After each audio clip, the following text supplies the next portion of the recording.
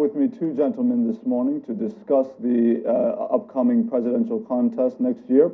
I have Mr. Segun Sowunmi, who is the spokesman for the Alhaji Atiku Abubakar for President campaign, and the spokesperson for the Buhari campaign organization, Mr. Festus Keyamo. You're very welcome to the program, gentlemen. Thank you for inviting us. Thank you for having me.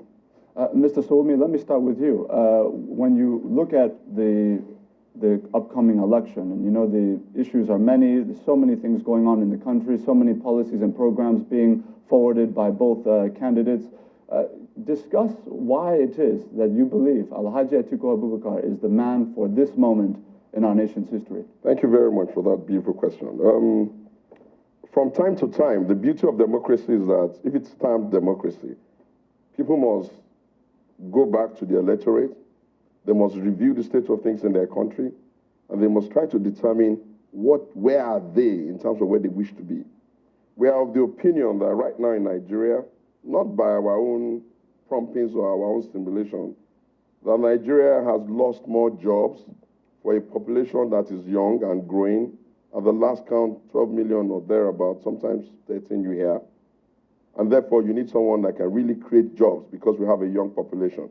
The implication of having a young population is that you could really double your population in a very short time. And if you are not taking job creation very seriously, you could implode your country just on the weight of number of people. So you need someone who can create jobs. Atiku can create jobs. You need to look at the country and ask yourself, why is it that we're not growing at the rate that we need to be growing in terms of economic development? At best, after being in recession for a long time, we're just about 1% or thereabout growth now. And the population is growing at about 3%. So it means that we have a negative growth. The indicators from the CBN, from the World Bank, is that we could slide back into a recession if we're not careful. Why is that happening? You need to bring someone into the government who understands how to run government and open it up so that private sector dictates, can then push government, and you can create good opportunity for people for private sector people to come and help you develop the company like you see all over the world. Atiku is a businessman. He's run a business well. He knows what it takes to partner with private sector. He knows what it takes to bring foreign direct investment in the country. He's done it before and he can do it again. Nigeria is very divided now. We fought a civil war some time ago, and for some reason or the other, we found ourselves in a situation where the country is just divided. We're no longer dealing with just terrorism. We're dealing with animal and farmers and herdsmen. We're dealing with kidnapping. We're dealing with a whole lot of issues that seem to divide us, both around ethnic lines, around religious lines, and all of the lines that you can possibly imagine. You need someone who has significant buy-in from all of the sections of the country, who can pull us back together again, a Democrat who listens and takes consensus, who considers restructuring or the conversation around restructuring important enough to hold. Nigeria has major security challenges. These security challenges have been, a lot of people have tried to solve them, but somehow we've not been able to. We have the opinion that one of the reasons why we're not able to solve the GDP, the security problem in the country, is because we have not been able to find someone to manage our cross-border issues. We have about 4,000 kilometers of border. You need to find someone Atiku can do that. So we believe that Atiku can get Nigeria working again. He can put food on the people's table. He can get the economy working again. We cannot be the most miserably poor people in the world and be happy with that. We need someone who's going to bring business-like discipline into the running of government. And that's why we're saying, let's get Nigeria working again. Let's put Atiku in charge. Before we get deeper into the issues, policies, and programs being put forward, I want to ask Mr. Keyamo now the same question. Why is it that President Muhammadu Buhari, as an incumbent, is the man for the moment in this country? Well, you know, one of the best things that has happened to us as a party and to President Buhari is the emergence of Atiku Abubakar as the presidential candidate of the PDP. And why is this so? It is so because Atiku Abubakar cannot run on promises. And that is the picture my friend has tried to create here. That he's coming with loads of promises. He has been a businessman. He has created jobs and all of that. And they want to ride on the emotions of the people because of the unfortunate slump in the economy due to slump in oil prices that happened in the last 3 years, from which we are pulling out of now. And they want to ride on these emotions to ride to power. But then they have reached a dead end. Because Atiku Abubakar has a record in public office and in creation of jobs. So I want everybody to get it clear this morning that Atiku Abubakar cannot run on promises and on this whole thing about running a private business. He's not Donald Trump that came all the way from private business straight to the presidency of America. He has been vice president. He claimed those records because he keeps saying when we were in power, when we were in power. So if he wants to take the credit of that period, he also has to take the liability of that period. So everybody should steer Atiku Abubakar away and his team. They should steer them away from all those nebulous private jobs, private business kind of thing. They should steer them away. He cannot run on those records. The books are not open to Nigeria. Nigerians don't know what is happening in those companies. Some are folded up. We want to run on his public record. How did Atiku Abubakar create jobs when he was vice president? What we saw was a colossal failure in terms of management of public institutions. Under him, under the privatization program, NITEL became a disaster. I'll give you an example of one of the things he did when he was in power. That is the record we're running on. It's not about one university somewhere. We're going to come to all that. And one eatery has opened and all those. Now, we are going to come to that. Let me tell you one of the disasters that happened under him. Very quickly, please. As yes. Job creation. NITEL, at that time, government put up NITEL for sale under the privatization program. They invited a company called ILL, International London Limited, to come and buy NITEL. And they promised they were going to bring a lot of inflows into the country when they purchased NITEL. They were going to bring funds from outside the country. What happened? It was only 10% funds they could muster. They could not muster the remaining 90% funds. They had to source the funds locally from local banks. And that is what affected First Bank. First Bank almost collapsed with that deal. After some time, they had to cancel that private sector. People lost their jobs. They were, all these public institutions, they sacked them out of their jobs. This is somebody who wants to create jobs. And then what happened? They now brought in a company called Pentascope. They said Pentascope come and manage NITEL and make it profitable. After nearly 2 years, Pentascope left a liability of 19 billion for NITEL. They had to sack Pentascope and threw them out of the country. They brought BP. They said, okay, BP should manage NITEL.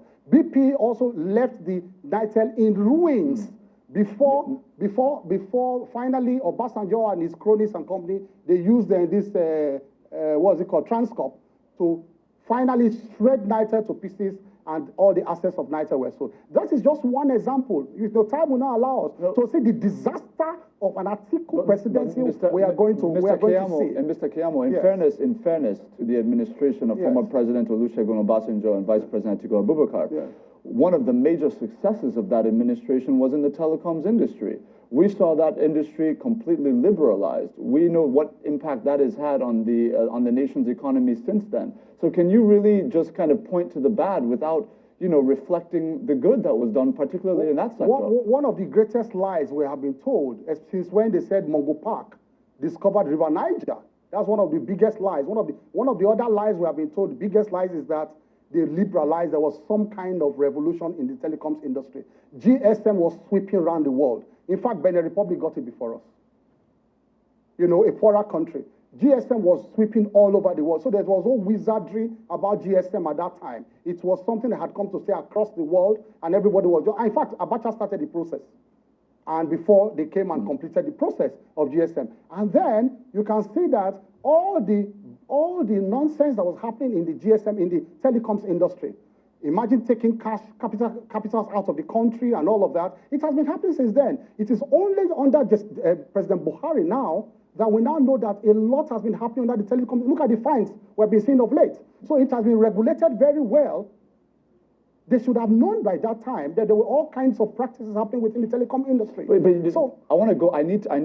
After some time, if he talks, I need to come into our own job creation because I've criticized the past. Yes, that's exactly. I want to talk about our record now. My initial question was about why it is that President Buhari is the man of the moment. You haven't answered that yet. Yes. Very quickly, please, because he has to respond. Now, look at all the deliberate efforts by the Buhari regime to create jobs, despite the mess they met on the ground, despite recession. Now, have you seen the social investment programs? What they have done is that they have instituted various programs to try to bridge the gap Of course, the number of population we are, we are bringing out, the workforce we are bringing out, is not as commensurate as the kind of jobs we are creating. I didn't start yesterday. It started long ago during that time. The Empower scheme is one very important scheme where even graduates are trained in little skills here and there for them to know how to empower, to create, to open small businesses and empower themselves. There are other aspects of the Empower program that empowers traders, empowers farmers, empowers small-time people. Mr. Kemo, so, you've had your chance. I really want to get the response of Mr. Sowumi. There's a lot to respond to. Please go ahead. Well, I'm not exactly surprised that when you asked them to say what they wanted to do for Nigeria going forward, they had absolutely nothing to say. I'll just go back to the 1999 Obasanjo Abubakar time so that we can have an idea of where the country was and what they did. In 1999, the country had just come out of a very difficult pro-democracy agitation, almost a Empire State situation. The Nigerian economy was depressed. Everybody knows that. What did Atiku and Obasanjo do immediately? The first is that they tried to reflate the economy. And that was when you started having increase in salaries for teachers, and you could buy cars and all of that, and we grew the economy. The second was that they started to introduce policies that could endure.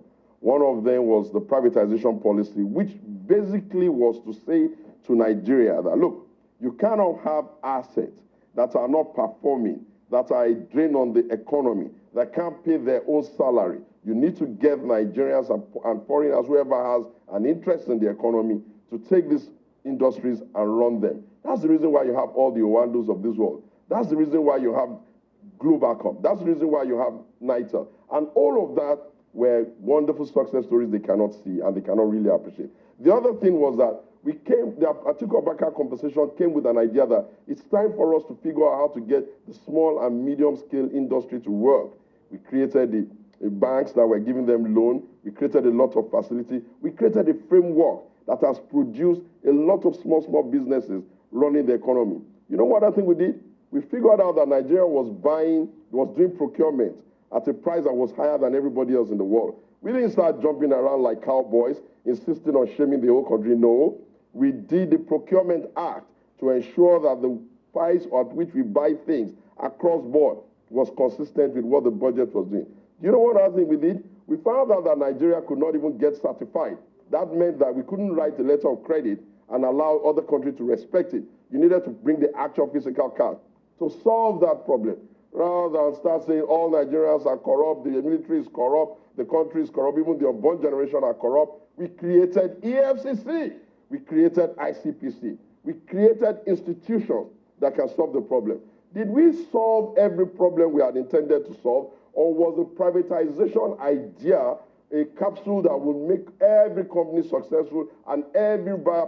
Obviously, that's not how it's envisaged anywhere in the world.